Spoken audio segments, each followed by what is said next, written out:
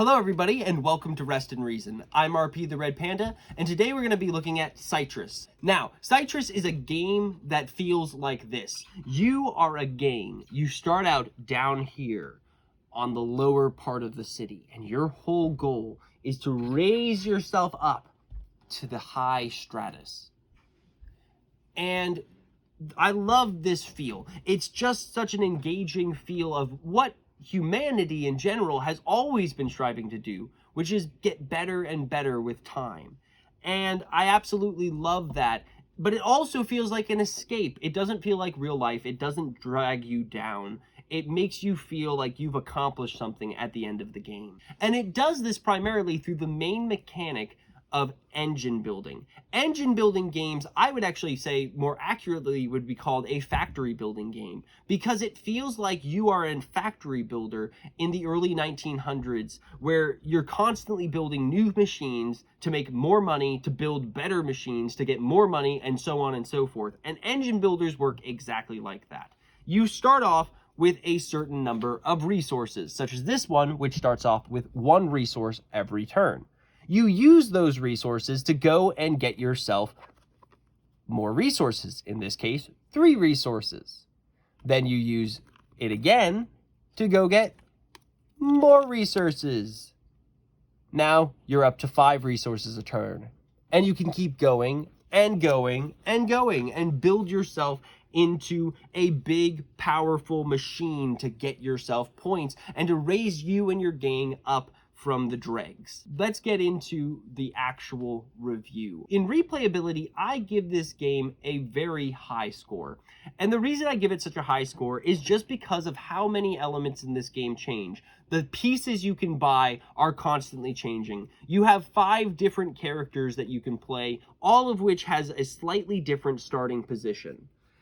You have all of these different cards that are changing, and you also have these traits that you are going to start the game with that change every single game. So there's so much to this game that changes. It's got great replayability. Now on Masterability, I give this game an average score because it's honestly not super masterable in the sense that, yes, if you've played this game a lot, you will probably win it. But if you're playing the best strategy for, let's say, the blue cards, you're probably not going to win. You're probably going to lose to somebody who's playing a great orange card strategy. And that means the person with the best strategy might not win. It's really the person with the most experience who's going to win this game. In novelty of mechanics, I think this game is absolutely perfect. And the reason for that is it combines 3 things I don't think I've ever seen combined in a game. It has engine building, it has worker placement. Those 2 get combined quite a bit. But what it adds to the mix, the little special zing, is the area control. And I'll talk a little bit more about that later when I talk about the thought that this game brings out. In synergy of mechanics, that's where this game really has some problems. I give it a 2.5 out of 5. And the reason for this is there's so much stuff here. Look at all of this stuff. There is so much here. And the problem is a lot of this stuff isn't worth going to. Keep in mind that you have 3 workers, and every one of these spots takes a worker to do something. And you can never get more workers. So, there are certain spots that just aren't worth workers. For example, this one. If you go here, you will get debt. Debt risks you a loss of points and only gets you $3. But you could get $3 right over here by just putting one of your special 4th worker that you can only use for getting resources. You could put them here and get 5 and here and get 3 with 0 risk. So why would you waste one of your 3 workers to do something when you could use a totally separate 4th worker to go get you that same resource? And I found that me and my wife never used these in the games we played of it. Ever. Because it just was never worth risking anything or using our stuff to go there. It was better just to go get something else that would actually get us things.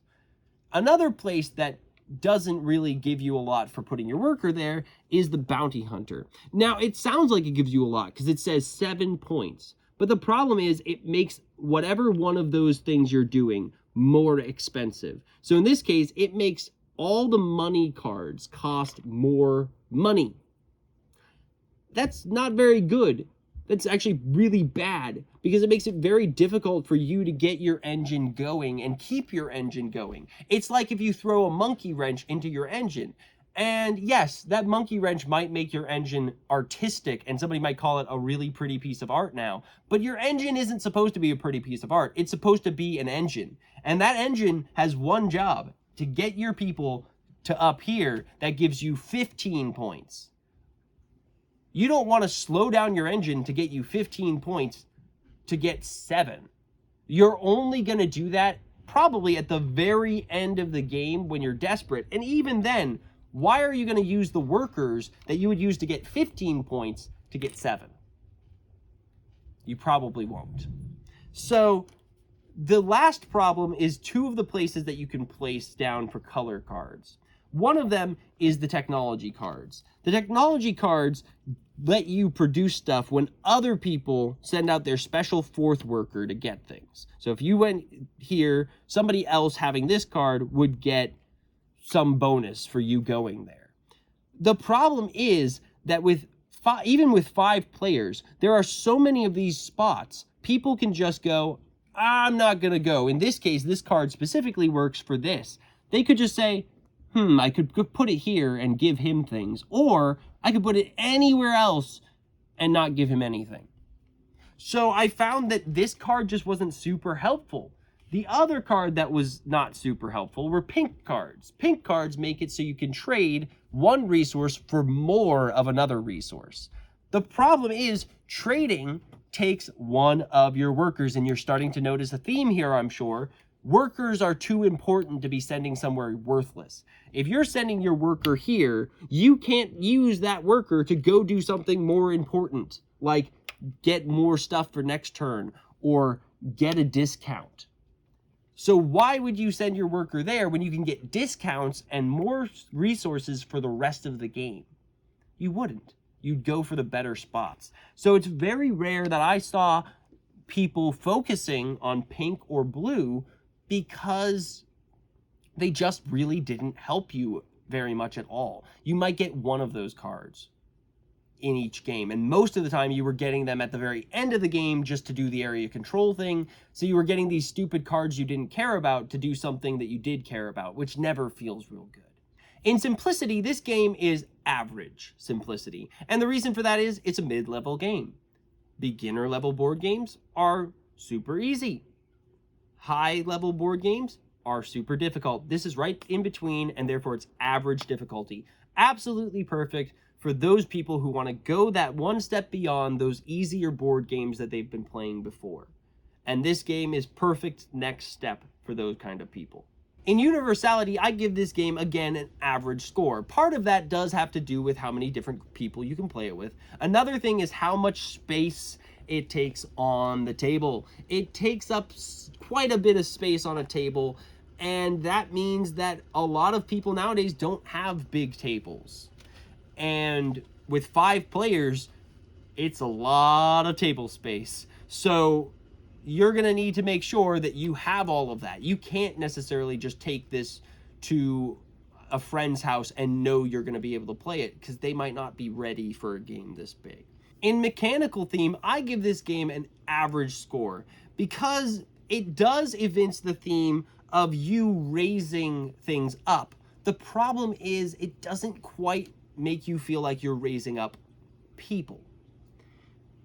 Yes, you're excited when you raise your cube from down here to up here by putting a little tube. That feels great. But honestly, you feel like you just raised a cube, not a person. And it's the same way with your character, where your character they've got a great name and a cool thing like femme fatale, hooligan on assignment. But then when you play them, they really don't even exist. These don't matter. They're just a face for their game. And that's okay, but the problem is this game kind of promises, hey, you're going to be able to play this character and raise them up, and it's not that.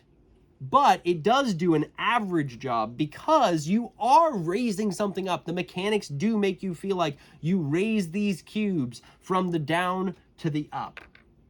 It's just you're raising cubes instead of people.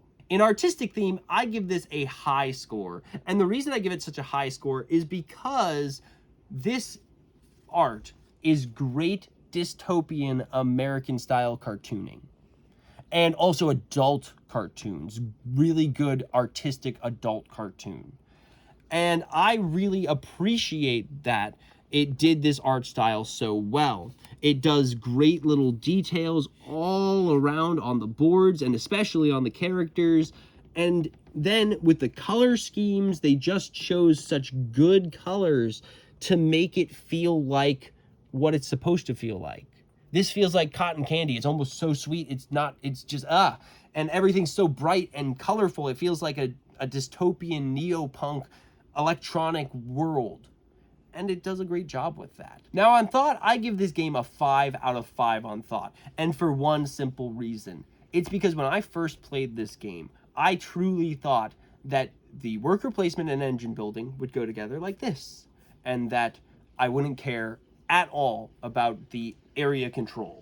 And it ended up being very different than that. I ended up finding that the area control puzzle here is so interesting. And the cool thing is, it's not a fighting area control game. So don't worry, this isn't an area control game like Small World. If you want a war, go play Small World. If you want a game where everybody's vying for control by just putting stuff out and trying to make sure that somebody else doesn't sneak in, this is the game for you. Because you're constantly putting these tubes out, and whenever you put your tube out and send somebody up to the next level, those people can't help you control the lower levels. So look at this.